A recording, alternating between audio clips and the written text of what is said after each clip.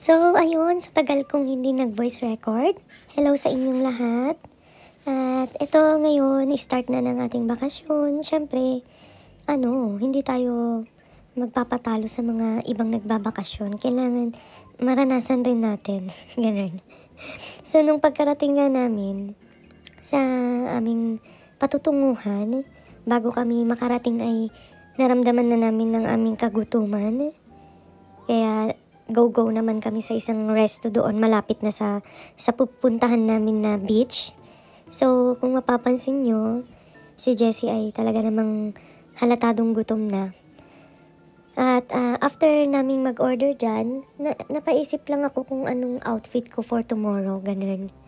So, yun, nung makita ko ngayong order nila dito sa restaurant na ito ay abundant naman. Napakasarap naman. At success. So, yun, after nun, dumating na kami. Pagkadating namin ay tinignan ko agad yung view kasi yung nakuha naming hotel ay kitang-kita mo naman ang beach yan. So, after that, kinabukasan dahil hapon na kami dumating, nung gabi pumasyal pa kami that day pero hindi ko na videohan. So, kinabukasan, dali-dali kaming pumunta sa beach at in-enjoy ng aming first day sa beach. Yan. So, nag-enjoy kami, lalo na si Jessie. Alam nyo naman yan. So, meron pala akong video clip na ipapakita na rin. Katatapos lang namin ng dinner, then lahat-lahat. Asikaso, ganun. Ngayon, it's almost 11 ng gabi. And gusto namin bumili ng ice cream. Yan. Siyempre kasi pag nagbakasyon ka dito sa beach, kung mapapansin nyo, yan, yung mga tao, talaga, ang araw nila ay gabi. Then sa umaga, natutulog sila sa harap ng beach, yan, nagpapaaraw. Sa wakas din at nakapagbakasyon din ako. Diba? Hindi ako nag-voice over kasi gusto ko na agad siyang i-update. Baka makalimutan ko. Yan. O yan, narinig nyo, diba? Sinabi ko, baka makalimutan ko. Kasi sa sobrang enjoy din ng bakasyon, diba? Minsan nakakalimutan mo mag-video. Minsan naman, hindi mo matsambahan yung gusto mong videohan, ganun.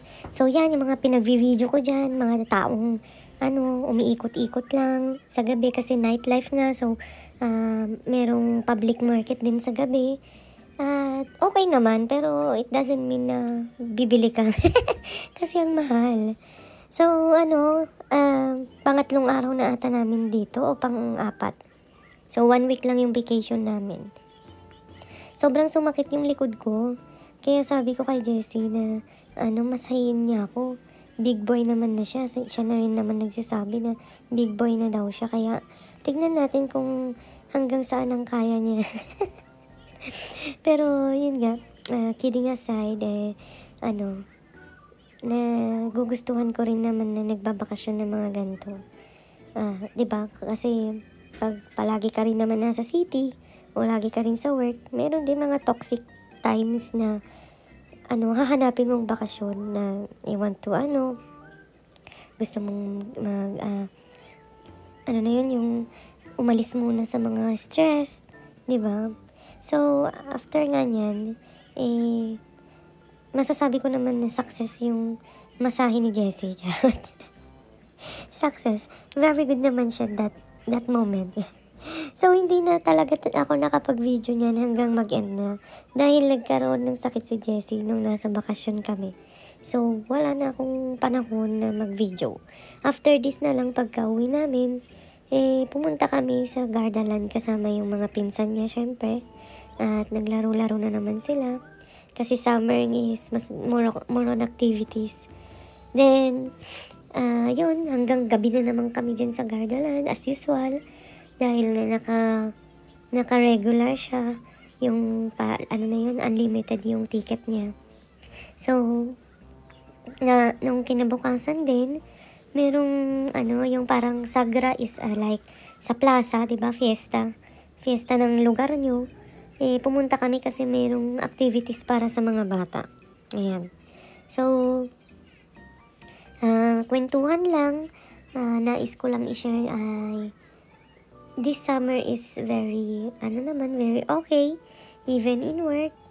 Thank God naman at Lord is giving us more blessing and more strength in God's presence. Yan. So, thank you brothers and sisters sa inyo na kahit konti ay pinipilit nyo pa rin manood sa mga voice over ko or either sa mga post ko. This month is my birthday month, kaya this month na ako ifa-finalize ko na yung mamimigay ako ng GCash or tulong. Yan. Kaya abang-abang nyo. Kung hindi nyo napakinggan tong voice over ko na to nako, mamalas-malasing kayo, wala kayong GCash. Ganun. So, thank you. Follow us. Like, share nyo yung mga videos namin. It's okay. And don't forget to follow also Jessie's Facebook. Thank you and God bless.